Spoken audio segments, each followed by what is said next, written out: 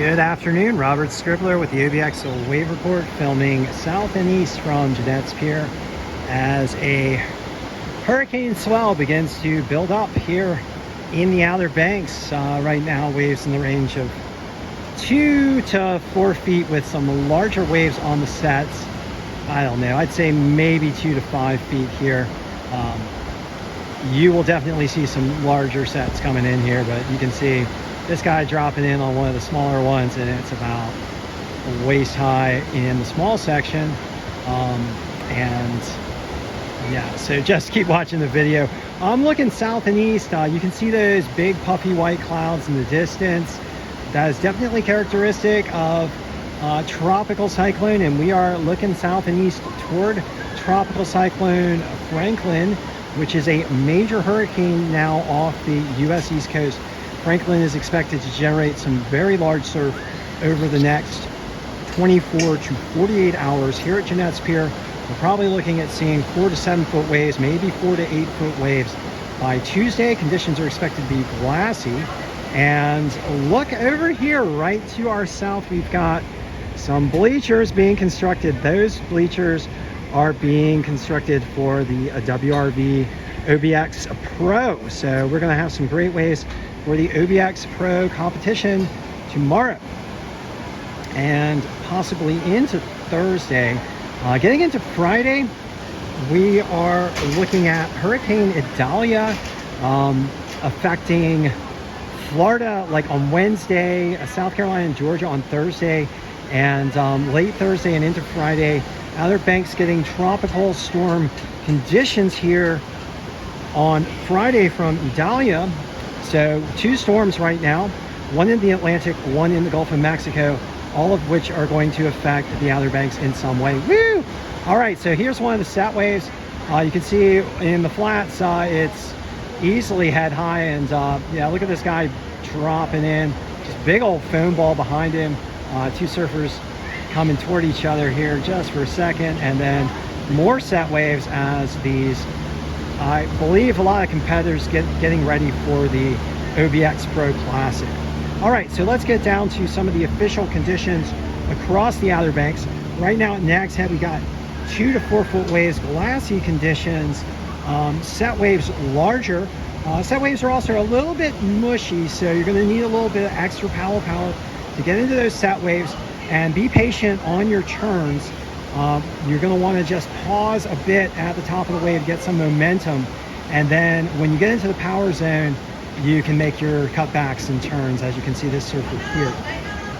Right now, easterly swell in the range of about 2.7 feet with a larger swell on the sets. Southerly winds at about 5 miles per hour, maybe I'd say more on the southeast component. Air temperatures around 80 degrees.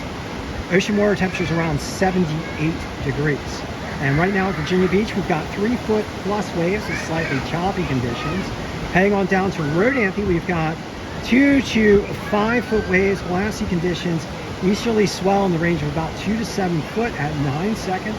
Southerly winds in the range of 5 to 6 miles per hour.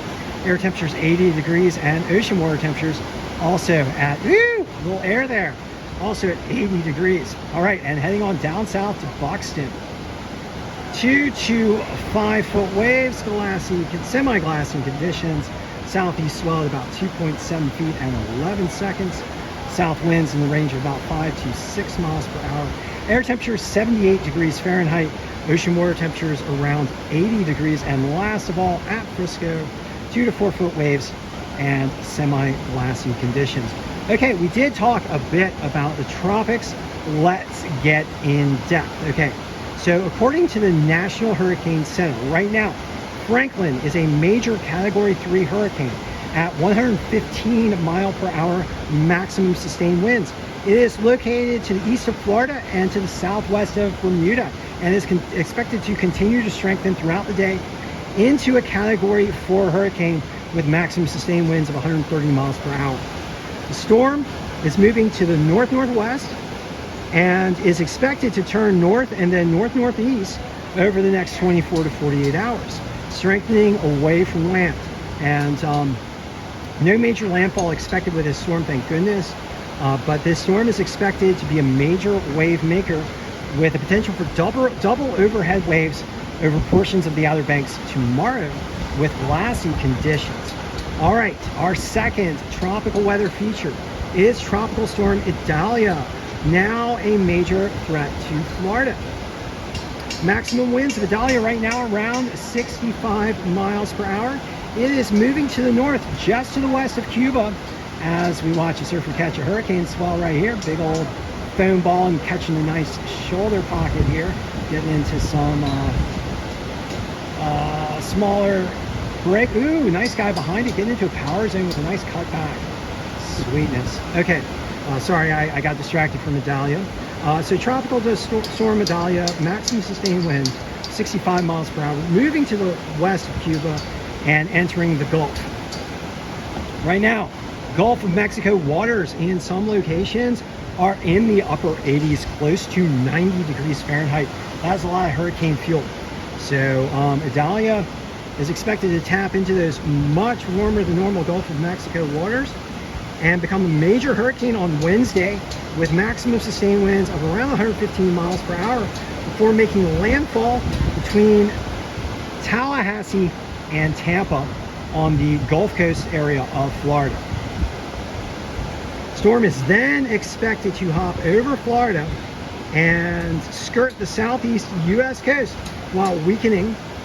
It is expected presently to affect the Outer Banks on Friday with tropical storm conditions. So a stormy Friday expected for the Outer Banks with winds coming out of the northeast at tropical storm force in the range of about 40 to 50 miles per hour and very large rough surf blowing in with those tropical storm force winds out of the northeast. All right, and last of all for the tropics, we've got a tropical wave that is moving off of Africa into the eastern tropical Atlantic. This disturbance has a 50% chance of developing into a tropical cyclone over the next 7 days. All right, so there's a lot of activity going on right now for the Outer Banks, for surfing community, and for the weather and climate community. And I'd just like to ask you all, as I always do at the end of the OBX Wave Report, to please do everything you can to help speed the deployment of clean energy, which will help protect our coastlines from the impacts of climate change driven by fossil fuel burning. Clean energy being wind, water, solar, electric vehicles, battery and electrification, along with the efficiencies and heat pumps that can help enable clean energy to mass deploy. Mass deploying clean energy will protect our coastlines from the impacts of climate change, including sea level rise, more intense storms, ocean heat waves, which harm the health of our ocean, including the fish and wildlife that we all enjoy so much, and also help prevent that ocean acidification, which harms our coral reefs and our oysters and our shellfish. All right, so thank you for joining me for this session of the OBX Wave Report. Hope you guys get out there in those improving wave conditions and enjoy some great surf today as Franklin pumps up the waves.